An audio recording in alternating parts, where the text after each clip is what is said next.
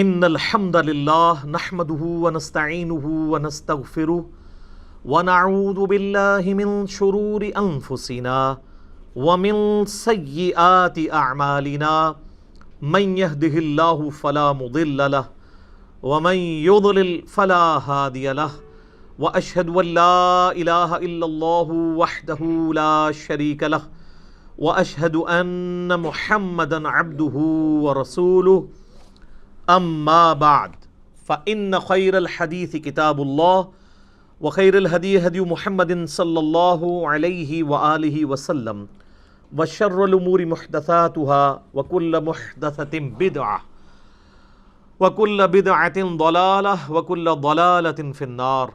أعوذ بالله السميع العليم من الشيطان الرجيم من همزه ونفخه ونفثه. بسم الله الرحمن الرحيم. رب اشرح لي صدري ويسر لي امري واحلل عقدة من لساني يفقهوا قولي. بسم الله الرحمن الرحيم.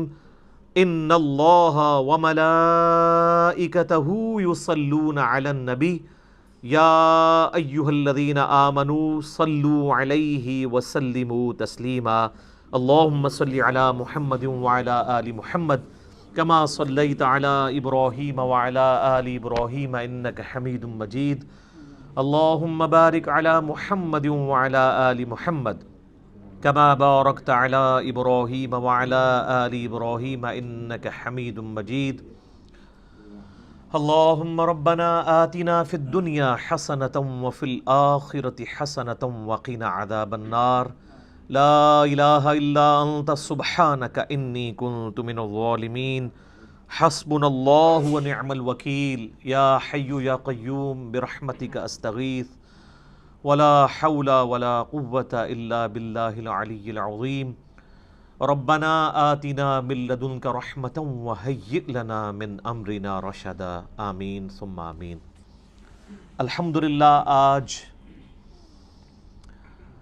3 نومبر 2019 کو سنڈے کے دن بمطابق 5 ربیع الاول 1441 ہجری میں ہماری قرآن کلاس نمبر 3 انشاءاللہ ہوگی، جس میں ہم انشاءاللہ قرآن حکیم کے تعارف کے اعتبار سے جو میں نے علمی پوائنٹس آج تک ڈسکس کیے ہیں، یعنی 20 پچھلی 2 کلاسوں کے اندر، اس سے آگے ہم انشاءاللہ اس کو لے کے چلیں گے. علمی پوائنٹ نمبر 21 سے آنورڈ. علمی پوائنٹ نمبر 21 وہ ہے میرے بھائیوں، قرآن حکیم عربی ادب کی جس کیٹیگری میں فال کرتا ہے اسے ہم کہتے ہیں خطبے کا سٹائل. قرآن حکیم اس طرح کی کتاب نہیں ہے جیسا کہ آپ کوئی بھی دنیاوی رائٹر آپ دیکھیں گے، جب کتاب لکھتا ہے تو وہ چیپٹرز بناتا ہے، ایک مقدمہ لکھتا ہے، پھر آگے ایک ترتیب کے ساتھ چیزوں کو مختلف چیپٹرز کے اندر ایڈریس کرتا ہے، جیسے ونس اپان اے ٹائم والا سٹائل ہے، اور اس میں ایک ربط پایا جاتا ہے. اس طرح کا ربط قرآن حکیم میں نہیں پایا جاتا جہاں تک چیپٹرز کی ترتیب کا تعلق ہے.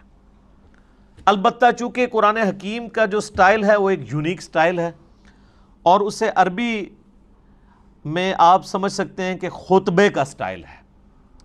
آپ یہ کہہ سکتے ہیں کہ قرآن حکیم collection of divine origins of almighty اللہ ہے. اللہ تعالیٰ کے خطبات، تقریروں کا مجموعہ ہے. ہر صورت ایک کمپلیٹ تقریر ہے، چاہے وہ مختلف اوقات میں نازل ہوئی، لیکن اگر آپ اس خطبے کو پورے کی پوری صورت کو ایز اے خطبہ دیکھیں گے تو آپ کو اس میں ایک مرکزی ٹاپک نظر آئے گا. جیسے ہمارے خطبہ حضرات بھی، چاہے وہ مذہبی لیڈرز ہوں یا پولیٹیکل لیڈرز ہوں، جب بھی تقریر کرتے ہیں تو ان کا ایک مرکزی ٹاپک ہوتا ہے. اس ٹاپک کے ارد گرد ساری گفتگو چلتی ہے.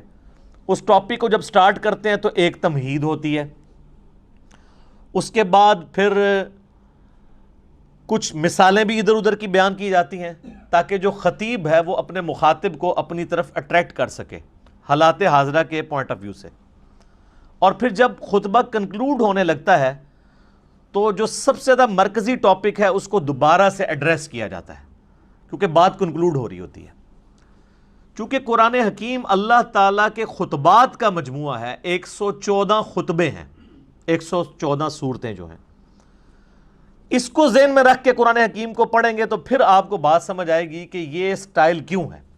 اب سورۃ البقرہ جو ہے، اس کا جو مرکزی ٹاپک ہے وہ سابقہ امت مسلمہ یعنی یہودیوں سے جو غلطیاں ہوئیں جن کی وجہ سے انہیں خمیازہ بھگتنا پڑا، تاکہ یہ موجودہ امت مسلمہ ہے جو امت محمدیہ صلی اللہ علیہ وآلہ وسلم، اس کے لیے گائیڈ لائنز بن جائیں کہ تم سے پہلے ایک بڑی لاڈلی میری اور بھی امت تھی جس میں میں نے اپنی کم از کم 3 کتابیں بھیجی، تورات، زبور، انجیل، ہزاروں پیغمبر بھیجے، لیکن جب انہوں نے توحید سے کنارہ کشی اختیار کی، مشرکانہ اوہام ان کے اندر داخل ہو گئے، تو پھر ہم نے اس چیز کی پرواہ نہیں کی ہے کہ 3 کتابیں ان میں نازل ہوئی تھیں اور ہزاروں پیغمبر نازل ہوئے تھے، حتیٰ کہ وہ خود پیغمبروں کی اولاد بھی تھے بنی اسرائیل۔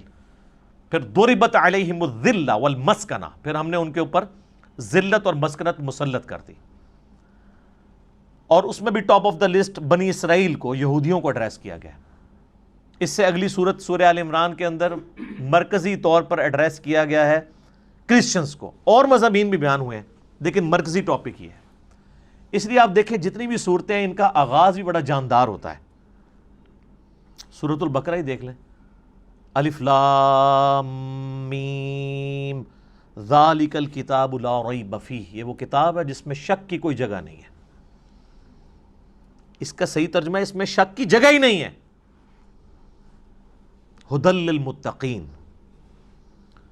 ان لوگوں کے لیے ہدایت ہے جو ڈر جانے والے ہیں، یعنی جو زندگی میں اپنی عقل استعمال کر کے ایک دفعہ ضرور اس رزلٹ پہ پہنچتے ہیں کہ ساری کی ساری کائنات جس نظام کے تحت چل رہی ہے وہ نظام کسی کے بنانے سے بنا ہے۔ God is the only explanation of all the physical phenomena in this universe۔ اس کائنات میں ہونے والے ہر فزیکل فینومینا کے پیچھے خدا ہے، اللہ ہے۔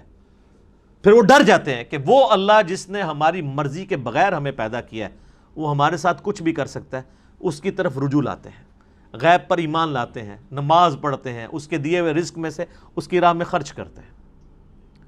اور پھر سورۃ البقرہ کا اینڈ کتنی جاندار آیات پہ ہو رہا ہے، آمن الرسول بما انزل الیہ من ربہ والمؤمنون کل آمن باللہ وملائکتہ وکتبہ ورسلہ آنورڈ۔ اسی طریقے سے آپ ساری صورتوں کو دیکھیں تو ان کا سٹارٹ اور اینڈ بڑا جاندار ہے، اور پھر بیچ میں آپ کو مثالیں بھی بیان کی جائیں گی، واقعات بھی بیان کیے جائیں گے تاکہ بوریت نہ آئے۔ اور یہ قرآن حکیم کی میرے بھائیوں وہ خصوصیت ہے، قرآن بور نہیں ہونے دیتا۔ یہ نہیں ہے کہ اب سورۃ البقرہ شروع ہوئی ہے تو صرف یہودی ایڈریس ہو رہے ہوں گے یا ان کی کوئی ایک چیز خاص ایڈریس ہو رہی ہوگی، نہیں، اس میں کچھ مثالیں بھی بیان ہوں گی، کچھ واقعات بھی بیان ہو جائیں گے اس سے پہلے کے، پھر اس کے بعد ایک کنکلوژن نکالا جائے گا، پھر گائیڈ لائنز ہوں گی، یونیورسل ٹروتھ آئیں گے۔ 7 یونیورسل ٹروتھ سورہ بقرہ میں آئے ہیں، بنی اسرائیل کے واقعات کو اللہ تعالیٰ نے ایڈریس کر کے ہر واقعے کے بعد ایک یونیورسل ٹروتھ بیان کیا ہے کہ یہ میرا رول ہے، جو یہ کرے گا چاہے وہ جو کوئی بھی ہو اس کے ساتھ یہ ہو جائے گا۔ اس لیے قرآن حکیم میں انسان کا انٹرسٹ لوز نہیں ہوتا، بشرطے کہ قرآن پڑھتے ہوئے آپ کو یہ بات سمجھ آئے کہ قرآن کس سٹائل میں لکھا گیا ہے، کس سٹائل میں نازل ہوا ہے۔ مولانا مودودی رحمہ اللہ تعالیٰ نے جو تفہیم القرآن کا مقدمہ لکھا ہے نا، وہ مقدمہ ہی اسی کے اوپر ہے کہ ہمارے عام نوجوان بڑے شوق سے قرآن ترجمے والا لے کے بیٹھتے بھی ہیں، تب بھی ان کو کئی ایک باتیں، ان کو قرآن میں ایک تو ربط نظر نہیں آتا، کیونکہ ہم تو ان کتابوں کے عادی ہیں نا جو انسانوں کی لکھی ہوئی کتابیں ہیں، وہ تو ایک سیکوینس سے چل رہی ہوتی ہیں، ان کا سٹائل ڈیفرنٹ ہوتا ہے، وہ بکش سٹائل ہوتا ہے۔ قرآن کا سٹائل بکش نہیں ہے، قرآن کا سٹائل جو ہے وہ ہے خطبے کا، ایڈریس کرتا ہے آپ کو۔ اسی لیے مولا علی رضی اللہ تعالیٰ عنہ علیہ السلام کا قول ہے کہ جب میں نے اللہ سے گفتگو کرنی ہوتی ہے تو میں نماز پڑھتا ہوں، اور جب میری خواہش ہوتی ہے کہ میرا اللہ مجھ سے گفتگو کرے تو میں قرآن پڑھتا ہوں۔ آپ قرآن کو کبھی ترجمہ اکیلے بیٹھ کے سنیں تو آپ کو لگے گا کہ اللہ آپ سے مخاطب ہو رہا ہے۔ یہ والی کوالٹی کسی الہامی کتاب میں نہیں تھی، باقی کتابیں سلیبس کی فارم میں تھی، اس لیے ہم کہتے ہیں یہ قرآن کتاب اللہ بھی ہے اور کلام اللہ بھی ہے، اور اسی لیے اللہ کی صفت بھی ہے۔ یہ آپ کو ایڈریس کرتی ہے، بندہ ہل جاتا ہے۔ آپ کو پتہ ہے یہ صوت القرآن چینل 1992 میں جب ایکس پرائم منسٹر پہلی دفعہ پرائم منسٹر بنے تھے تو اس وقت انہوں نے یہ صوت القرآن چینل شروع کیا تھا جو ریڈیو کے اوپر چلتا ہے. کبھی امام کعبہ کی آواز میں عربک اور پھر فتح محمد جلندری صاحب کا ترجمہ, مراج الدین خان کی آواز میں ایک چلتا ہے. وہ لگتا ہے کہ آپ کے اندر ہی گھس جائے گا. وہ بندہ پریزنٹ کرتا ہے قرآن کے ترجمے کو. پھر بولنے کا سٹائل کہ مخاطب کے دل میں اتر جائے وہ بات. تو آپ کو وہ ترجمہ سن کے اپنی زبان میں, جن لوگوں کو عربی نہیں آتی ان کو بھی فیل ہوتا ہے کہ واقعی اللہ مجھ سے گفتگو کر رہا ہے. خطبے کا سٹائل ہے. تو مودودی صاحب نے اس مقدمے میں لکھا کہ ہمارے نوجوان لے کے بیٹھتے بھی ہیں, تب بعد میں پریشان ہو جاتے ہیں کہ یار یہ عجیب بے ربط آیات ہیں, کبھی کوئی بات شروع ہو جاتی ہے, کبھی کوئی بات شروع ہو جاتی ہے. لیکن جس بندے کو اسٹائل کا پتہ ہے نا, اس کو قرآن حکیم کی ہر آیت کا دوسری کے ساتھ ربط بھی نظر آئے گا. وہ ربط آپ ایک دفعہ اس چیز کو ڈسکور کر لیں تو آپ کو بھی ٹیسٹ فیل ہوگا. آپ پتہ اس وقت انگلینڈ کے اندر ایک, اب نیو مسلم تو نہیں ان کو کہنا چاہیے, اب ان کو 10 سال سے زیادہ ہو چکے ہیں, مسلمان ہوئے, عبد الرحیم گرین. اس وقت ٹاپ آپ سمجھ لیں سپیکرز میں سے ہیں مسلمانوں کے. انگلش میں وہ ان کے مختلف ٹاپکس پہ لیکچرز ہیں. انہوں نے اپنا اسلام لانے کا واقعہ بھی بیان کیا ہے ایک آڈیٹوریم میں خطاب کرتے ہوئے. اس میں ایک بات انہوں نے بڑی زبردست کی, باقی آپ یوٹیوب پہ دیکھ سکتے ہیں. وہ کہتے ہیں جب یہ کتاب میں نے پہلی دفعہ پڑھنی شروع کی نا, تو یہ قرآن کا جو سٹائل تھا نا گفتگو کرنے کا, اس نے مجھے بہت امپریس کیا کہ جب کوئی انسان کتاب لکھتا ہے وہ اس سٹائل میں نہیں لکھتا. وہ کہتا ہے میں قرآن کے سٹائل سے امپریس ہوا ہوں کہ یہ گفتگو اس طرح کرتا ہے اور اس کانفیڈنس کے ساتھ گفتگو کرتا ہے کہ یہ کریٹر آف دا یونیورس ہی گفتگو اس طریقے سے کر سکتا ہے. انسان تو اتنے اعتماد سے دوسرے کے ساتھ بات ہی نہیں کر سکتا. اس میں جو کانفیڈنس ہے کتاب کے اندر, پھر اس کتاب کا جو سٹائل ہے وہ بتاتا ہے کہ یہ انسان کی لکھی ہوئی کتاب نہیں, کیونکہ انسان جب بھی کتاب لکھتا ہے نا ایک خاص سیکوینس کے تحت لکھ رہا ہوتا ہے, چیپٹرز بناتا ہے, اور یہ بالکل ڈیفرنٹ سٹائل ہے. حالانکہ اس کو اس وقت یہ نہیں پتا تھا کہ اس کا سٹائل کون سا ہے, خطبے کا سٹائل ہے. تو خطبہ تو اسی طرح ہی ہوتا ہے. خطبے کا سٹائل ہے اس لیے کہ خطیب کا کام یہ ہوتا ہے کہ وہ اپنے مخاطب کے دل میں اپنی بات اتارے.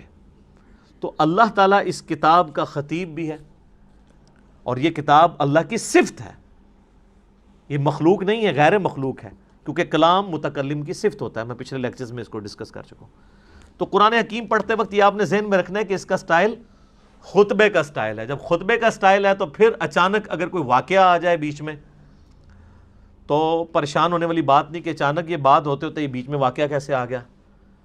پھر اچانک آپ دیکھتے ہیں خطیب بھی جب بیان کر رہا ہوتا ہے, آپ آج کل کے پولیٹیکل لیڈرز کو دیکھ لیں, جب وہ گفتگو کرتے ہیں کسی خاص ٹاپک پہ بات کر رہے ہوتے ہیں, اچانک کرتے کرتے کوئی ماضی کا واقعہ یاد کرتے ہیں, پھر ساتھ ہی جو سامنے بیٹھے ہیں ان سے بھی مخاطب ہو کے کوئی ادھر چیز دیکھنے والی ہوتی ہے آئیڈینٹیفائی کرنے والی, وہ فوراً آئیڈینٹیفائی کرتے ہیں, پھر اپنے موضوع کی طرف واپس آتے ہیں. یہ سٹائل قرآن کا ہے. یہی وجہ ہے کہ صحابہ اکرام علیہم رضوان کے اندر بجلی بھر دی تھی اس کتاب نے. ان کو فیل ہوتا تھا کہ ہمارا کریٹر ہم سے مخاطب ہے, ہماری بات کر رہا ہے. سر ہماری بات تو ہے نا. آپ دیکھیں غزوہ بدر ہو رہی ہے تو اس کی لائیو کمنٹری سورۃ الانفال کے اندر آئی ہے. غزوہ احد ہوئی ہے تو 60 آیات مسلسل غزوہ احد میں جو مسلمانوں نے غلطیاں کی, جس کی وجہ سے اللہ نے جو فتح کا وعدہ کیا تھا پورا کرنے کے بعد اس فتح کو شکست میں بدل دیا. ایک ایک چیز ہائی لائٹ کی. سورہ الاحزاب کے اندر غزوہ خندق کی لائیو کمنٹری آئی ہے. اسی طریقے سے سورہ توبہ کے اندر غزوہ تبوک کی پوری ڈیٹیلز آئی ہیں, اتنی ڈیٹیل کے ساتھ. نبی علیہ السلام کی مبارک زندگی کا آخری جو تھا غزوہ, کس طریقے سے مسلمانوں کو اس جد و جہد کے اندر گزرنا پڑ رہا تھا, منافقوں کو فیس کرنا پڑ رہا تھا. اہل ایمان اور منافقین میں فرق کے لیے وہ بہت کریٹیکل سچویشن تھی غزوہ تبوک کی. اور اس وقت بڑے بڑے جو اپنے آپ کو سمجھتے تھے ہم ایمان والے تھے, ان کے بھی پاؤں لڑکھڑا گئے تھے. ظاہر ہے وہ سپر پاور سے ٹکرانا تھا, رومن امپائر سے جا کے. تو یہ ساری کی ساری چیزیں آپ کو پڑھنے کے بعد آپ اس زمانے میں پہنچ جائیں گے، اور پھر آپ یہ فیل کریں کہ آپ اس زمانے کے اندر ہوں اور آپ کا رب آپ سے گفتگو کر رہا ہو۔ اب اس میں تو اسی طرح ہی ہوتا ہے نا، یا ایھا الذین آمنوا جب ہمیں کہا جا رہا ہوتا ہے تو وہ تو 1400 سال پہلے کہا جا رہا ہوتا ہے، لیکن ان میں تو وہ لوگ موجود تھے جنہوں نے وہ غلطیاں کی ہوئی تھی جن کی وجہ سے اللہ ان کو مخاطب کر رہا تھا، تو ان پہ اس چیز کی جو کیفیت طاری ہوتی تھی نا، وہ آج اس لیول کی کیفیت کبھی طاری نہیں ہو سکتی، لیکن اس کے قریب قریب ضرور ہے۔ میرے ایک دوست بتانے لگے، ان کے جاننے والوں کی نا انگلینڈ کے اندر ایک شاپ ہے، تو وہ کہتے ہیں ہم نے نا پورا دن نا ایک قرآن کی تلاوت اور ترجمہ لگایا ہوتا تھا، ایک انگلش میں بھی ریکارڈنگ ہوئی ہوئی ہے، وہ بھی صوت القرآن چینل کے اوپر کبھی کبھار چلتی ہے۔ ویسے یہاں پہ جو رفاح یونیورسٹی ہے نا اسلام آباد میں، تو ان کا 24 گھنٹے قرآن کا چلتا ہے چینل، وہ آلموسٹ 3-4 دن میں قرآن پاک مکمل کر دیتے ہیں۔ تو اس میں ایک انگلش ترجمہ ہے، اس میں عربی کی آواز مشاری راشد کی ہے، اور انگلش ترجمہ جو ہے نا وہ اتنی زبردست آواز میں ہے، جس کو انگلش سمجھ آتی ہے تو وہ لگتا ہے کہ خدا آپ سے مخاطب ہے اور آپ کے دل میں اترتا ہے۔ تو کہتے ہیں انہوں نے اپنی دکان پہ وہ ترجمہ لگایا ہوتا تھا، کہتے ہیں جب کوئی نان مسلم بھی کسٹمر آتا تھا نا تو وہ ایک بار ٹھٹک کے سننا شروع کر دیتا تھا، اور کئی کسٹمرز نے کہا کہ آپ اس کو بند کر دیں، کیونکہ اس کو سننے سے ہمارے اوپر اثرات ہو رہے ہیں۔ ظاہر ہے جب دنیا کی بے ثباتی کا بیان ہو رہا ہو، مرنے کے بعد جی اٹھنے کا بیان ہو رہا ہو، اللہ کو آپ اکاؤنٹیبل ہیں، پھر آپ اپنی مرضی کی زندگی تو نہیں گزار سکتے۔ میری خواہشات اور میری ذات کے درمیان سب سے بڑی رکاوٹ کون ہے؟ اللہ۔ اگر اللہ کو میں نکال دوں تو میں اپنی مرضی کی زندگی گزار سکتا ہوں۔ اس لیے آپ دیکھیں گے جتنے ایتھیسٹ ہیں، منکرین خدا ہیں، وہ بیسیکلی منکرین خدا نہیں ہوتے ہیں، بلکہ وہ اپنی مرضی کی زندگی گزارنا چاہتے ہیں۔ اس لیے پھر اس کے لیے پہلی شرط یہ ہے کہ خدا کو بیچ میں سے نکال دیں، ورنہ یہ تو ہر وقت لٹکتی ہوئی تلوار ہے خدا کا کانسیپٹ، کہ آپ اکاؤنٹیبل ہیں کسی کو، آپ کی جواب دہی ہونے والی ہے مرنے کے بعد۔ تو یہ قرآن حکیم کا خطبے کا سٹائل ہے، یہ قرآن پڑھتے وقت یہ چیز ذہن نشین ہونی چاہیے۔ علمی پوائنٹ نمبر 22 وہ ہے میرے بھائیوں، قرآن حکیم کا جو ایک ڈیوائن میوزک ہے، اس کے اندر ملکوتی غنا ہے، جو ایک آپ شاعری تو اسے نہیں کہہ سکتے، لیکن ہم وزن ہے آیات۔ الرحمن علم القرآن خلق الانسان علمہ البیان۔ آپ دیکھتے ہیں یہ ایک جتنی بھی نہیں ہے، لیکن ان میں ایک ڈیوائن میوزک، ملکوتی غنا، ایک صوتی آہنگ پایا جاتا ہے۔ یہ جو قرآن حکیم کا سٹائل ہے یہ کوئی شاعری والا نہیں ہے، کیونکہ شاعری کے اندر ردیف قافیے جو ہیں وہ بالکل برابر ایک طرح چل رہے ہوتے ہیں، قرآن حکیم میں تو ایسے نہیں چل رہے۔ ایون ملکوتی غنا ہوتا ہے لیکن الفاظ ڈیفرنٹ کے ساتھ، جیسے سورۃ الفاتحہ آپ دیکھ لیں، الحمدللہ رب العالمین الرحمن الرحیم۔ اب رب العالمین میں نون ہے، الرحمن الرحیم کے اینڈ پہ میم ہے، الفاظ تو مختلف ہیں۔ اگر شاعری ہوتی تو یہاں بھی نون ہی ہوتا، لیکن اگلی آیت مالک یوم الدین واپس اسی سٹائل میں۔ تو یہ شاعرانہ کلام بھی نہیں ہے، لیکن اس میں ایک ربط بھی ہے، وہی ربط عرب کے لوگوں کو اٹریکٹ کرتا تھا۔ اگر قرآن حکیم نثر کی فارم میں ہوتا تو اس کی اٹریکشن نہ ہوتی اس طرح کی جو اس کی وجہ سے ہے، اور اسی وجہ سے ہم قرآن حکیم کو طرز لگا کے پڑھ بھی لیتے ہیں، ورنہ قرآن حکیم کی جو آپ قاریوں کی اتنی طرزیں پیاری پیاری سنتے ہیں، یہ کبھی طرز لگا ہی نہ سکتے اگر اس کا نثر کا سٹائل ہوتا تو۔ اور یہ طرز لگانے کا حکم ہے، بخاری اور مسلم میں حدیث ہے، نبی صلی اللہ علیہ وآلہ وسلم نے فرمایا جو قرآن کو ترنم سے نہ پڑھے وہ ہم میں سے نہیں ہے۔ یہ نہ سمجھیے گا کہ یہ لوگ شوقیہ پڑھ رہے ہوتے ہیں، نبی علیہ السلام خود بھی ترنم سے قرآن پڑھا کرتے تھے۔ بخاری مسلم میں کئی احادیث ہیں، حتیٰ کہ بخاری میں ایک حدیث ہے، نبی صلی اللہ علیہ وآلہ وسلم نے فرمایا اللہ تعالیٰ اپنی مخلوقات میں سے سب سے زیادہ شوق کے ساتھ وقت کے پیغمبر کی آواز کو سنتا ہے جب وقت کا پیغمبر ترنم کے ساتھ قرآن پڑھ رہا ہوتا ہے، اپنی کتاب پڑھ رہا ہوتا ہے۔ اللہ تعالیٰ اس چیز کو شوق سے سنتا ہے۔ آپ عرب کے قاریوں کو دیکھیں نا، اور میں کہتا ہوں آج کے دور میں جیسے کہ مشاری راشد نے ایک عام مسلمان کے دل میں قرآن حکیم کی محبت پیدا کی ہے نا،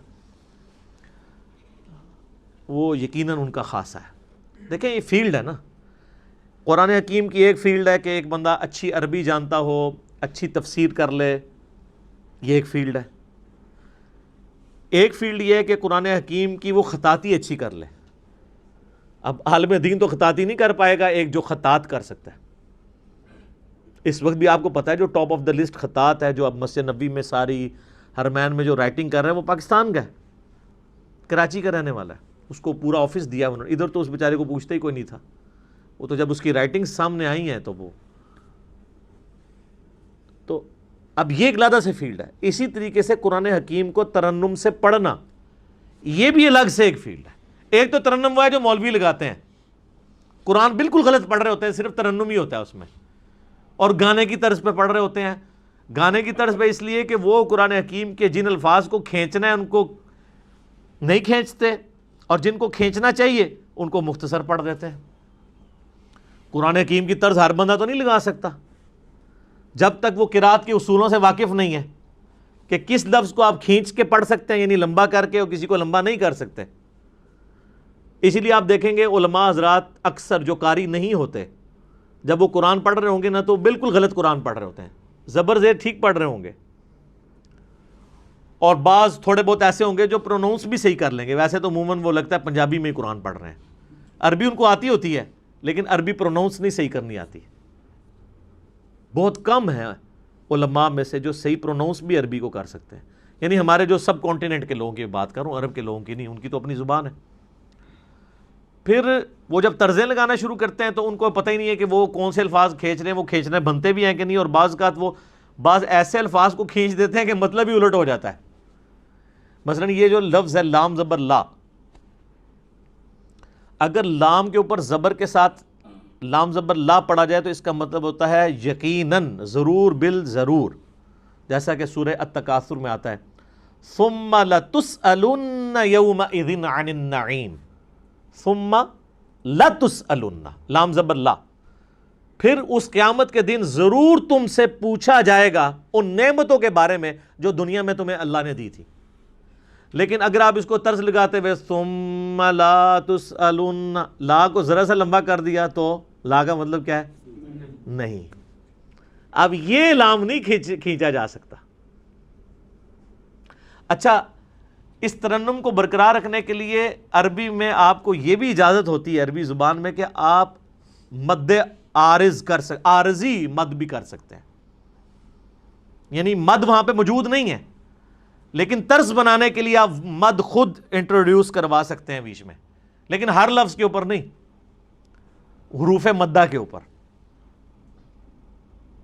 جس طرح یا مدہ ہے، واو مدہ ہے، الف مدہ ہے۔ جیسے ہم سورۃ الفاتحہ آپ دیکھتے ہیں، میری بھی قرات کہ یہ ایک چڑھی ہوئی ہے، تو اس میں اب جب ترنم سے پڑھ رہا ہوتا ہوں تو آپ اگر قرآن کھول کے دیکھیں گے تو وہاں تو مد نہیں پڑی ہوئی، لیکن اس مد کو میں خود بنا رہا ہوتا ہوں، وہ عربی رول کے تحت۔ ایک تو سورۃ الفاتحہ کے اینڈ پہ مد آتی ہے نا، مطلب ضالین، وہ تو لکھی ہوئی ہے، لیکن اس سے پہلے جو ہم پڑھ رہے ہوتے ہیں، اعوذ باللہ من الشیطان الرجیم، الحمد للہ رب العالمین، ابھی جو میں نے کھینچا ہے یہ ہے نہیں ہے، لیکن اس کے بغیر یہ ترنم بن نہیں سکتا۔ الرحمن الرحیم مالک یوم الدین ایاک نعبد و ایاک نستعین۔ تو یہ جو کھینچنے والی چیز ہوتی ہے نا، یہ اس کے ترنم پیدا کرنے کے لیے، اور یہ عربی لنگوسٹک کے مطابق ہے۔ اذان میں بھی آپ دیکھیں، اذان میں جہاں کھینچ سکتے ہیں وہیں کھینچ سکتے ہیں۔ اذان پڑھتے ہوئے کیا آپ کہتے ہیں؟ اللہ اکبر، اللہ اکبر۔ اب اس میں کھینچی دو ہی جگہ گئی ہے، اللہ، لام کھڑی زبر والی۔ اب اکبر لفظ ہے، اس کو تو میں کھینچ نہیں سکتا، اکبر یہ نہیں پڑھ سکتا، یہ اکبر ہی رہے گا۔ اشہد ان لا الہ الا اللہ، اب یہ اللہ اتنا لمبا کھینچ دیا، یہی کھینچ سکتا ہے. تو آپ باقی دعاؤں میں بھی دیکھیں کتنے ربط ہیں. یہ جو ہم قنوت وتر میں دعا پڑھتے ہیں، حسن ابن علی کو نبی علیہ السلام نے سکھائی تھی اپنے نواسے کو، جامعہ ترمذی میں.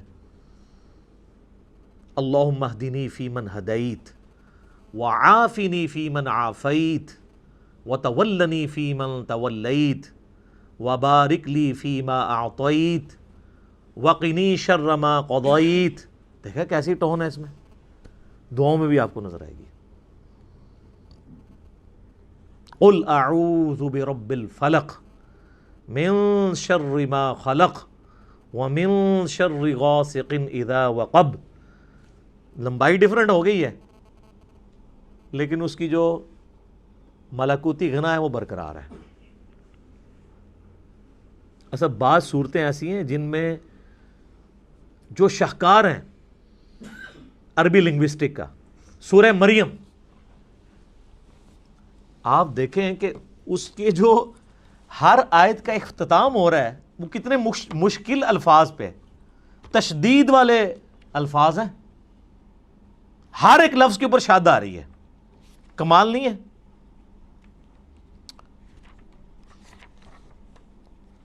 پارہ نمبر 16 کے اندر جا کے آتی ہے نا سورہ مریم. اعوذ باللہ من الشیطان الرجیم. آپ دیکھیں پہلے تو حروف مقطعات ہیں، اس کے بعد ذکر رحمت ربک عبدہ زکریا اذ نادى ربه نداء خفيا قال ربي إني وهن العظم مني واشتعل الرأس شيبا ولم أكن بدعائك ربي شقيا. اس کے بعد اگلے ولیا رضیا سمیا عتیا عشیا صبیا تقیا عصیا حیا شرقیا سویا تقیا زکیہ بغیہ. ٹون ہے. اور یہ دو صورتیں تو کمال ہیں، سورہ طٰہٰ اور سورہ مریم. طٰہٰ ما انزلنا علیک القرآن لتشقى الا تذکرۃ لمن یخشی. سر عربی ایویں تو پاگل نہیں ہو گئے تھے جناب، کیا وہ جڈ قوم ہے اور سپر پاورز الٹ کے رکھ دی ہیں صدیوں کی. بجلی بری گئی تھی ان کے اندر، اس قرآن نے ان کے اندر یقین ڈال دیا تھا. وہ تو یعنی جتنے لوگ اپنی زندگی سے محبت کرتے ہیں اتنی وہ اپنی موت سے محبت کرتے تھے. اور جب اس لیول کی کوئی آرمی ہو اس کے آگے کون ٹھہر سکتا ہے؟ کوئی ریسورسز نہیں تھے، کافروں کے ریسورسز چھین کے ان کو الٹ دیا. وہ ایمان اس کتاب کے ذریعے یتلو علیہم آیاتہ ویزکیہم ویعلمہم الکتاب والحکمہ. یہ بجلی نبی علیہ السلام نے قرآن کے ذریعے بھری ہے ان کے اندر. تو یہ اس کے اندر ایک ڈیوائن میوزک ہے، ترنم ہے. اس کی وجہ سے عربی لوگ، چونکہ آپ پتہ ہے ان کو شاعری کے ساتھ بھی بڑا شغف تھا. آپ عمر سیریز دیکھیں تو آپ دیکھیں گے وہ عام گفتگو میں بھی شاعرانہ انداز میں گفتگو کر لیتے تھے. فی البدی ان کی عام گفتگو بھی جو ہے وہ بھی ہم پلہ الفاظ کے اوپر مشتمل ہوتی تھی. اسی لیے وہ نان عربز کو اجمی کہا کرتے تھے. یہ تو گونگے ہیں، ہمارے سامنے بول ہی نہیں سکتے، حالانکہ خود چٹے ان پڑھ تھے، علم کوئی نہیں تھا لیکن زبان کے ماسٹر تھے. تو اللہ نے ان کا وہی غرور توڑا کہ ان کو زبان پہ ناز تھا. اللہ نے ایسی کتاب دی کہ شعراء نے بھی اپنے کلام پھاڑ دیے. کمال تو یہ ہوتا ہے نا کہ جو کسی کا غرور ہے وہی توڑ دیا جائے. موسیٰ علیہ السلام کے زمانے میں جادوگروں کو غرور تھا، اللہ نے موسیٰ علیہ السلام کو وہ معجزہ دیا کہ وہ جادوگر بھی سجدے میں گر پڑے. پہلے جادوگر گرے ہیں کیونکہ ان کو سمجھ آ گیا کہ یہ جو کچھ کر رہے ہیں جادو نہیں ہے، ہمیں پتہ ہے کہ جادو کیا کر سکتا ہے. ایک جادوگر جو ہے وہ جادو کے ایپیکس کو جانتا ہے. ایک میڈیکل کی فیلڈ کا بندہ وہ جانتا ہے کہ میڈیکل زیادہ سے زیادہ کیا کر سکتی ہے. آج آپ کسی ڈاکٹر سے کہیں، اب تو یہ چیز تو ایوالو ہو چکی ہے نا کہ ہڈی کو جوڑنے کے لیے ایک ٹائم درکار ہے. انسان کی ہڈی، وہ ٹائم اس کو چاہیے، وہ بانڈ بنے گا، پلسٹر کرتے ہیں جب ٹوٹ جائے. آپ اگر کسی ڈاکٹر کو کہیں کہ ایک شخص ایسا ہے کہ آپ اس کے بعد ہڈی 2 ٹکڑے کر کے لے جائیں, وہ صرف ہاتھ یوں پھیرے گا, ہڈی واپس اپنی جگہ پہ آگے اسی وقت جڑ جائے گی اور بندہ بھاگنا شروع کر دے گا, تو ڈاکٹر مان لے گا آپ کی بات؟ نہیں. اس کو پتہ ہے یہ نہ تو فزیکل فنامنا آف نیچر سے ثابت ہوتی ہے چیز, نہ یہ ہماری جو میڈیکل سائنس ایوالو ہو چکی ہے اتنی ترقی کے بعد, یہ پاسبل نہیں ہے. اس کا ایک نیچرل پیریڈ ہے, وہ اس نے گزارنا ہے. تو وہ پھر اس چیز کو کہے گا یہ تو معجزہ ہی ہو سکتا ہے, سائن ہی ہو سکتی ہے کوئی. اسی لیے ہم نے, میرے ایک ویڈیو کلپ بھی ریکارڈڈ ہے کہ نبی علیہ السلام کا کوئی بھی معجزہ ایسا نہیں ہے جو سائنٹیفکلی ریپروڈیوس کیا جا سکے, ورنہ وہ معجزہ نہیں ہوگا. نبی علیہ السلام سے جو غیر معمولی معجزات, حسی معجزات, یعنی انگلیوں میں سے پانی کے چشمے جاری ہونا جو بخاری مسلم میں آتا ہے, صحیح بخاری میں آتا ہے ایک صحابی کی پنڈلی کی ہڈی ٹوٹ گئی, آپ نے ہاتھ پھیرا تو اسی ٹائم ٹھیک ہو گیا. یہ وہ چیزیں ہیں کہ جو قیامت تک سائنٹیفکلی کبھی پاسبل نہیں ہوگی کہ کوئی انسان کر کے دکھا سکے. یہ چیز, یہ وہ فزیکل فنامنا آف نیچر کا ٹوٹنا ہے, یہ پاسبل نہیں ہوگا. کبھی یہ پاسبل نہیں ہوگا کہ کوئی پلانٹ کنگڈم کو اینیمل کنگڈم میں بدل دے. حضرت موسیٰ علیہ السلام عصا پھینکتے تھے, پلانٹ کنگڈم اینیمل کنگڈم میں اژدہا بن جاتا تھا. مردے کو کوئی زندہ نہیں کر سکتا. حضرت عیسیٰ علیہ السلام کے زمانے میں طب عروج پہ تھا, اللہ تعالیٰ نے ان کا غرور توڑا. ہاں جی بتاؤ, ان کو اپنی میڈیکل کی فیلڈ کے اوپر بڑا ناز تھا. حضرت عیسیٰ علیہ السلام مادر ذات کوڑی اور اندھوں کو اللہ کی اذن سے شفا دے دیتے تھے. جن کے ڈھیلے بھی نہیں ہوتے تھے, مٹی کا ڈھیلا رکھ کے ہاتھ پھیرتے تھے, آنکھیں واپس آ جاتی تھی. سر جس کی آنکھیں کام نہ کرتی ہو اس پہ ہاتھ پھیرنے سے کیا پوری دنیا بھی پھیر دیں تو اس کی بینائی نہیں آتی, اور ایک مٹی کا ڈھیلا ایک بندہ رکھتا ہے اور ہاتھ پھیرتا ہے اور وہ آنکھ بن جاتی ہے. آج بھی آپ میڈیکل کی فیلڈ وہ کہیں گے یہ امپاسبل ہے.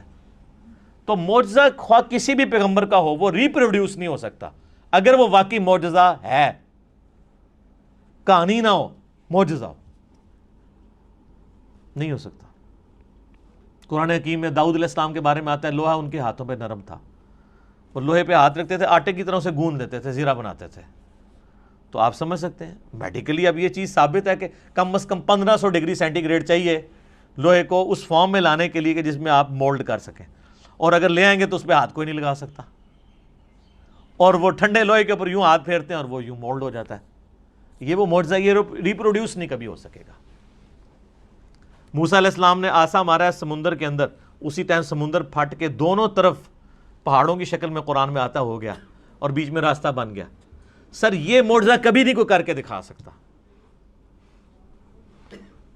ورنہ پیغمبروں کی جو نبوت ہے وہ اسٹیک پہ لگ جائے گی اگر غیر پیغمبر بھی فزیکلی سائنٹیفکلی کسی بھی طریقے سے اس چیز کو ریپروڈیوس کر سکے. یہ امپاسبل ہوگا. لیکن الوہین جو ہے, آنکھوں کو دھوکہ دینا, وہ اس زمانے میں بھی تھا, اب بھی ہے, قیامت تک رہے گا. فزیکلی کوئی نہیں کر کے دکھا سکتا. یہ آپ کو جو ڈیوڈ کاپر فیلڈ کے بارے میں ویڈیوز ملتی ہیں, کبھی وہ پانی پہ چل رہا ہے, کبھی دیوار پہ اوپر چڑھ رہا ہے, اس کی میکنگ بھی ساتھ ہی انہوں نے یوٹیوب پہ چڑھا دی ہوئی ہے کہ وہ سارا نظر کا دھوکہ ہوتا ہے. وہ ویڈیو کیمرے کے ذریعے فلمائی ہوتی ہیں ساری چیزیں. وہ جو پانی پہ چل رہا ہوتا ہے تو نیچے انہوں نے وہ شیشے کا بہت بڑا ٹیبل رکھا ہوا ہے, ٹرانسپیرنٹ, جو نظر نہیں آتا, وہ اس کے اوپر چل رہا ہوتا ہے. اس لیے آپ دیکھیں گے وہ پانی پہ چل رہا ہوتا ہے تو نیچے لوگ اس کے نیچے سے یوں تیر رہے بھی ہوتے ہیں, کیونکہ وہ شیشے کے اوپر چل رہا ہوتا ہے. وہ شیشہ اتنا ٹرانسپیرنٹ ہے کہ وہ پانی میں نظر ہی نہیں آتا. وہ جب سائڈ سے دکھاتے ہیں ٹیبل تو پھر نظر آ جاتا ہے. اور شکر ہے کہ یہ پاکستان میں نہیں, ورنہ اولیاء اللہ کے سردار بن جاتا ہے ڈیوڈ کاپر فیلڈ. ہاں, اسٹیچو آف لبرٹی غائب کر دیتا ہے, وہ کیمرے میں غائب کرتا ہے, فزیکلی نہیں کر سکتا. اور سر دیکھیں اتنا ایماندار ہے, وہ بھی بے ایمان نہیں ہے, وہ بھی اسے یہ نہیں کہتا کہ میں فزیکلی کروں, وہ کہتا ہے ایلوژن, آنکھوں کا دھوکہ. اتنی غیرت اس کو بھی ہے کہ وہ ایلوژن کہتا ہے اسے, اپنی کرامت بزرگی یہ نہیں کہتا. جو تہاڑے بزرگاں نو ایڈی بھی تمیز نہیں, جھوٹ مار جاندے نے. اس لیے آپ دیکھیں سارے بزرگ فیل ہیں. اب کدھر گئی آپ کی کرامتیں جی؟ اور یہ ایک بزرگ نے حکم دیا, وہ جوتی وہاں میں اڑتی اڑتی اس کے سر پہ لگی. اون کتنے جوتیاں تھوڑیاں ریٹائر ہو گئی ہیں نا, یا وہ جوتیاں تھلے انجن لگے ہوئے خراب ہو گئے نا. پہلے بھی کوئی نہیں تھا, کہانی تھی. یہ کہانیاں چل رہی ہوتی ہیں. معجزات, کرامات, استدراج, اس سارے ٹاپکس کے اوپر میرا مسئلہ number 131A B C D 4 recorded ہیں, وہ آپ دیکھ لیں.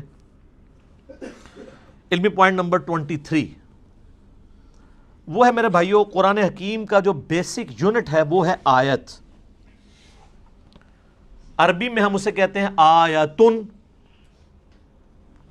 جو آیت کے اینڈ کے اوپر وہ تا تھی جو ختم ہوتے اس کے نقطے بھی اڑ گئے, اب صرف گول دائرہ ہی رہ گیا, چونکہ وہ سمبل کے طور پہ تھا نا.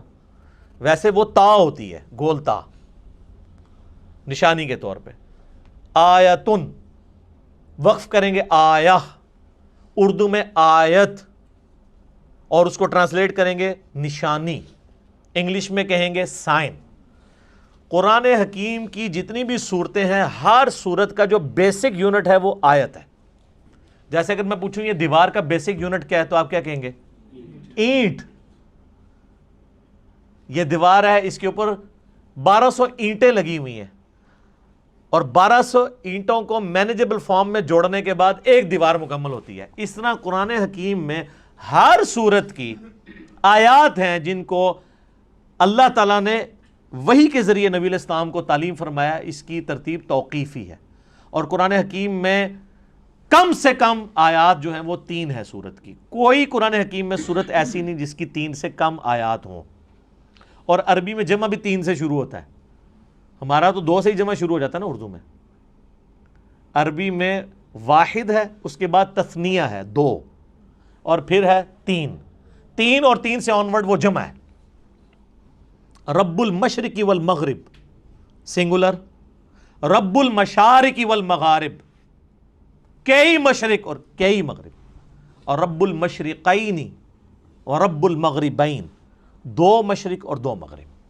اس کے اوپر بھی میرا کلپ ہے کہ یہ کیا مطلب ہے. کہیں آتا ہے 1 مشرق 1 مغرب, کہیں آتا ہے 2 مشرق 2 مغرب, کہیں آتا ہے 2 سے زیادہ مشرق 2 سے زیادہ مغرب.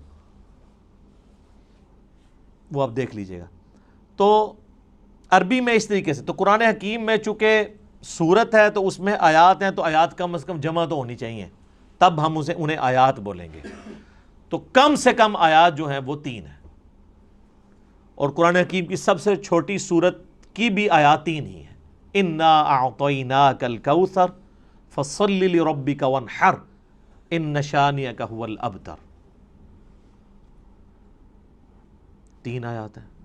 اذا جاء نصر اللہ والفتح ورأیت الناس يدخلون فی دین اللہ افواجا فسبح بحمد ربک واستغفرہ انہ کان توابا. واستغفر پہ ہم وقف کرتے ہیں, نہ بھی کرے کنٹینیوس بھی پڑھ سکتے ہیں. یہ 3 آیات ہیں, 3 سے زیادہ ہی ہیں, کم نہیں ہے. اور قرآن حکیم کی سب سے چھوٹی آیت کون سی ہے؟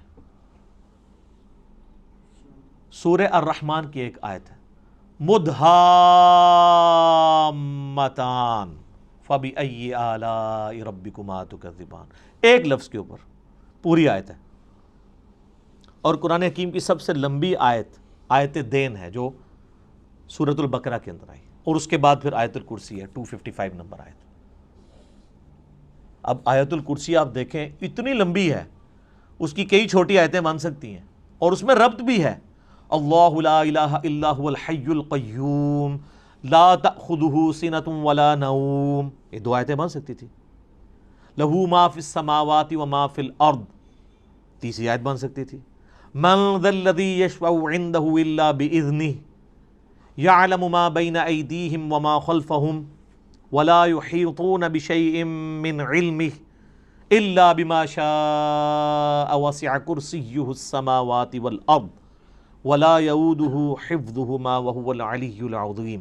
اتنی لمبی یہ آیت ہے, اس کے ٹکڑے ہو سکتے تھے. یہ پوری کی پوری ایک آیت ہے. یہ ہمیں کس نے بتایا؟ نبی صلی اللہ علیہ وآلہ وسلم نے. اور نبی علیہ السلام کو اللہ تعالیٰ نے وحی کے ذریعے یہ بات بتائی ہے. لہٰذا قرآن حکیم کی جو آیات ہیں یہ بھی وحی کے ذریعے بتائی گئی ہیں کہ یہ آیت ہے, یہ آیت ہے, یہ آیت اتنی لمبی ہے, یہ چھوٹی ہے.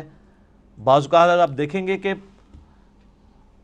آیات, آپ وہ 2 آیتیں دیکھیں تو وہ ایک آیت بھی بن سکتی تھی, لیکن اسے سپلٹ کر کے 2 آیات بنایا گیا.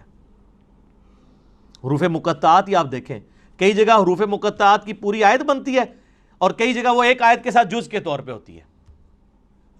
اب یہ صحابہ کرام نے اجتہاد سے نہیں کیا, یا کسی کاتب کی مرضی سے نہیں ہوا, بلکہ یہ اللہ تعالیٰ نے وحی کے ذریعے اپنے محبوب صلی اللہ علیہ وآلہ وسلم کو تعلیم فرمایا. اور ساتھ یہ بھی یاد رکھیے گا کہ آیات کی دو اقسام ہیں قرآن حکیم میں. ایک آیات وہ ہیں جو محکمات ہیں اور دوسری ہیں جو متشابہات ہیں.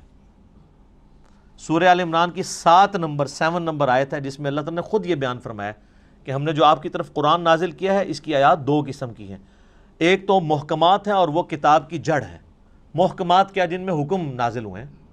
جیسے حکم ہے کہ ایک اللہ کو ایک مانو، پیغمبروں پر ایمان لاؤ، کتابوں پر لاؤ، فرشتوں پہ لاؤ، آخرت پر لاؤ ایمان، نماز قائم کرو، زنا سے بچو، چوری سے بچو، ماں باپ کے ساتھ حسن سلوک کرو. جتنے اللہ کے احکامات ہیں یہ محکم آیات ہیں. اور قرآن نے کہا کہ یہ ام الکتاب ہے، کتاب کی ماں ہے، جڑ ہے. اور پھر کہا گیا دوسری جو قسم ہے وہ ہے متشابہات. سورہ آل عمران آیت نمبر 7. میں ٹائم بچانے کے لیے عربی اس کی سکپ کر رہا ہوں، ڈائریکٹ اردو میں بات کر رہا ہوں. اور کہا گیا وہ متشابہات جو ہیں ان کی جو تاویل ہے وہ صرف اللہ کے علم میں ہے، اور اہل ایمان صرف ان پر ایمان لاتے ہیں اور اس کی تاویل کو اللہ کے سپرد کرتے ہیں، اور پھر اللہ سے یہ دعا کرتے ہیں کہ جو کچھ اس کتاب میں نازل ہوا ہم اس پر ایمان لاتے ہیں. اور پھر وہ کہتے ہیں ربنا لا تزغ قلوبنا بعد اذ ہدیتنا وہب لنا من لدنک رحمہ انک انت الوہاب آمین. اے رب ہمارے دلوں کو ٹیڑھا مت کرنا بعد اس کے کہ تو نے ہمیں ہدایت عطا فرمائی، اور ہمیں اپنے پاس سے رحمت عطا فرما، اے عطا فرمانے والے. تو متشابہات کی وہ تفصیل میں نہیں پڑھتے، اور قرآن میں کہا گیا انہی آیات میں کہ جو ان متشابہات کے پیچھے پڑھتے ہیں ان کے دل ٹیڑھے ہو چکے ہیں، کیونکہ ان کا سلوشن ہمارے پاس موجود نہیں ہے. یہ نہ سمجھیے گا کہ ان کا مطلب ہی کوئی نہیں پتا کسی کو. صرف متشابہ عربی میں کہتے ہیں ریزیمبلنس والی چیزیں. مثلا جنت کے بارے میں جتنی باتیں ہیں یہ متشابہات ہیں کہ جنت میں نعمتیں ملیں گی، حوروں کا کنسیپٹ ہے. اب دنیا میں اس کی مثال آپ من و ان تو پیش نہیں کر سکتے، دنیاوی عورتیں تو اس کی مثال نہیں ہو سکتی، لیکن دنیاوی عورتوں کو اللہ تعالیٰ نے ایک ریزیمبلنس کے طور پر دنیا میں ماڈل کے طور پہ پیش کیا ہے کہ بس جس طرح یہ ہے ایسے ہی حوریں بھی ہوں گی. لیکن وہ کیسی ہیں؟ وہ سورہ سجدہ میں ہے کہ جو اللہ نے تمہارے آنکھوں کی ٹھنڈک چیزیں نعمتیں چھپا رکھی ہیں وہ کوئی اس کو امیجن بھی نہیں کر سکتا. بخاری مسلم میں ہے کہ نہ کسی کے دل میں ان کا کھٹکا بھی گزرا ہے کبھی، نہ کسی آنکھ نے دیکھی، نہ کان نے سنی، نہ کسی کے دل پہ کھٹکا گزرا جو اللہ نے جنت میں نعمتیں تیار کر رکھی ہیں، لیکن اس کی مثالیں بیان کی جاتی ہیں. اسی طریقے سے کہا گیا شہید زندہ ہے لیکن تمہیں شعور نہیں ہے. کہہ دیا نا بھئی زندہ کیسے ہے؟ مرا ہوا ہے، اٹھ نہیں سکتا، قبر سے باہر نہیں نکل سکتا. یہ متشابہ آیات ہے کہ وہ آخرت کی زندگی ہے، اس پہ دنیا کے رولز اپلائی نہیں ہوتے. اچھا قرآن بار بار کہہ رہا ہے کہ تمہیں شعور نہیں ہے. ہمارے مسلمانوں نے جس چیز سے منع کیا تھا شعور نہیں ہے، انہوں نے الٹا شعور بنایا اور کہا جی زندہ ہے تو زندہ سے تو ہم مانگ بھی سکتے ہیں، تو اسی لیے ہم جا کے مردوں سے مانگتے ہیں. تو اس پہ پھر میں ہی پھکی دیتا ہوں کہ یہ زندہ بندے میرے پاس بیٹھے ہوئے ہیں 70-80 کے قریب، میں کسی سے بھی پانی مانگوں مجھے دے دے گا. آپ ذرا اپنے والے زندہ سے ذرا مانگو نا کہ چلو قبر کے اندر سے کوئی ہاتھ باہر نکال کے بتا دے. اگر آپ یہی رول لگا رہے ہو پھر آپ کو ماننا پڑے گا کہ یہ زندگی اور وہ زندگی اور. اس زندگی میں سانس کی ضرورت ہے، کھانے پینے کی ضرورت ہے اور رفع حاجت کرنے کی ضرورت ہے. اس زندگی میں ان چیزوں کی ضرورت نہیں ہے. تو جب شعور ہی نہیں، متشابہات ہیں اس کے پیچھے پڑے ہوئے ہیں. اور بخاری مسلم میں حدیث ہے، تم دیکھو جب کوئی شخص قرآن کی متشابہ آیات کے پیچھے پڑا ہوا ہے تو جان لو یہ وہی بدبخت اور گمراہ شخص ہے جس کے بارے میں قرآن میں اللہ نے کہا ہے کہ ان کے دل ٹیڑھے ہو چکے ہیں. اور اہل ایمان کی نشانی ہے ربنا لا تزغ قلوبنا بعد اذ ہدیتنا. تو یہ متشابہات اور محکمات پہ بھی میرا ایک کلپ ریکارڈڈ موجود ہے جس میں نے ڈیٹیل کے ساتھ اس کے اوپر ڈسکشن کی تھی. علمی پوائنٹ نمبر 24 وہ ہے میرے بھائیوں، قرآن حکیم کی آیات مل کر ایک مکمل صورت بناتی ہیں، جس کا کچھ حصہ میں پہلے ڈسکس کر چکا کہ قرآن حکیم میں کم از کم 3 آیات والی ایک صورت ہے. سورۃ الکوثر، سورۃ النصر اور بھی سورۃ العصر میں بھی 3 آیات ہی ہیں، کم سے کم 3. زیادہ سے زیادہ سب سے زیادہ سورۃ البقرہ میں 286. تو آیات مل کے مکمل صورت بناتی ہیں. بیسک یونٹ آیت اور اس کا مکمل جب خطبہ ہوتا ہے تو وہ صورت. علمی پوائنٹ نمبر 25 وہ ہے میرے بھائیو، قرآن حکیم میں کل 114 صورتیں ہیں جن کی ترتیب توقیفی ہے۔ نبی علیہ السلام نے بتایا ہے کہ پہلی سورۃ الفاتحہ ہے، دوسری سورۃ البقرہ ہے، تیسری سورہ آل عمران ہے، چوتھی سورہ نساء ہے، پانچویں سورۃ المائدہ ہے، چھٹی جو ہے وہ سورۃ الانعام ہے، آنورڈ کرتے کرتے 12 نمبر سورۃ الاخلاص ہے، 113 سورۃ الفلق ہے اور 114 سورۃ الناس ہے۔ یہ ساری کی ساری ترتیب اس کی صورتوں کی یہ توقیفی ہے، نبی علیہ السلام کے بتانے پر موقوف ہے اور وہ وحی کے ذریعے بتائی گئی ہے۔ اور بخاری مسلم میں آتا ہے، صحابہ اکرام کہتے ہیں نبی علیہ السلام کے ساتھ حضرت جبرائیل دورہ قرآن کیا کرتے تھے۔ صحابہ نے نہیں دیکھا، نبی علیہ السلام کے بتانے پہ کہ نبی علیہ السلام نے بتایا کہ جبرائیل علیہ السلام میرے ساتھ ہر سال آ کے جو ہے وہ دورہ قرآن، جتنا قرآن نازل ہوتا تھا اس کو رپیٹ کرواتے تھے، اور جس سال آپ کی وفات ہوئی اس سال 2 دفعہ رپیٹ کیا رمضان میں، اور اسی سے آپ علیہ السلام کو پتہ چل گیا کہ اب اگلے سال میں زندہ نہیں رہوں گا۔ تو نبی علیہ السلام نے اس کی ترتیب کو بھی انشور کیا ہے، وہی ترتیب جو لوح محفوظ میں ہے، جو ہمارے پاس مصحف میں ہے، اگرچہ یہ ترتیب نزول نہیں ہے لیکن اللہ کے ڈیوائن علم میں یہی ترتیب ہے، سرکمسٹانسز کے اوپر قرآن نازل ہوا، اور آج جو ہمارے پاس یہ ترتیب ہے یہ نبی علیہ السلام کے بتانے پر موقوف ہے۔ علمی پوائنٹ نمبر 26 وہ ہے میرے بھائیوں، قرآن حکیم کل 5 طرح کے ٹاپکس کی کیٹیگری میں فال کرتا ہے، اگر بڑی بڑی کیٹیگریز بنائی جائیں۔ اس کے اوپر پوری ایک کتاب لکھی ہے شاہ ولی اللہ دہلوی نے، الفوز الکبیر فی اصول التفسیر، اللہ کا بہت بڑا کرم، کامیابی اللہ کی طرف سے اصول تفسیر کے اوپر۔ اس میں انہوں نے یہ دعویٰ کیا ہے کہ اللہ تعالیٰ نے مجھ پہ یہ حقیقت کھولی ہے کہ قرآن حکیم کی آیات 5 طرح کی کیٹیگریز میں فال کرتی ہے۔ اب یہ اس طرح کی قرآن حکیم میں کئی ایک انویشنز ہیں جو ہمارے پرانے بزرگوں نے نہیں کی ہیں، آج کل کے لوگوں نے کی ہیں۔ جیسا کہ آپ دیکھ رہے ہیں کہ میں نے بتایا بھی تھا کہ قرآن حکیم میں جو سورۃ الحدید ہے وہ جس نمبر کے اوپر آ رہی ہے اٹامک نمبر بھی وہی ہے۔ اب اس پرانے زمانے میں تو اٹامک نمبر نہیں ہوا کرتے تھے، یہ ہر آنے والے زمانے میں، یہ حروف ابجد کے اوپر میرا ایک کلپ دیکھ لیں، اس میں نے ڈیٹیل سے یہ بتائی، تو یہ چیزیں آپ کو نظر آئیں گی۔ وہ ہر زمانے میں جو بندہ قرآن پہ محنت کرے گا اس کے اوپر ٹروتھ ریویل ہوگا۔ قرآن حکیم میں آیات جوڑوں کی شکل میں نازل ہوئیں صورتیں، پرانے بزرگوں سے آپ کو اس طرح کی چیزیں نہیں ملیں گی، لیکن یہ حمید الدین فراہی رحمہ اللہ تعالیٰ، جو ڈاکٹر اسرار صاحب کے آپ سمجھ لیں دادا استاد تھے، انہوں نے پہلی دفعہ یہ ٹروتھ ریویل کیا کہ قرآن حکیم کی ہر صورت کا کوئی نہ کوئی جوڑا ہے۔ کچھ تو ہمیں پتہ ہی ہے، سورۃ الفلق، سورہ جو ہے وہ سورہ ناس، یہ مطلب جوڑا ہے دونوں کا، لیکن جو بیچ میں کی صورتیں انہوں نے پھر بتایا کہ واقعی وہ جوڑے ہیں، جیسے مرد و عورت کا جوڑا ہوتا ہے اس طرح ریسیپروکل پایا جاتا ہے صورتوں کے اندر۔ سورہ بقرہ اور سورہ آل عمران بھی جوڑا ہے، ایک یہودیوں کو ایڈریس کرتی ہے، دوسری عیسائیوں کو ایڈریس کرتی ہے۔ تو اس طرح کئی ایک صورتیں جو جوڑوں کی فارم میں، یہ ٹروتھ بال میں ریویل ہوا ہے۔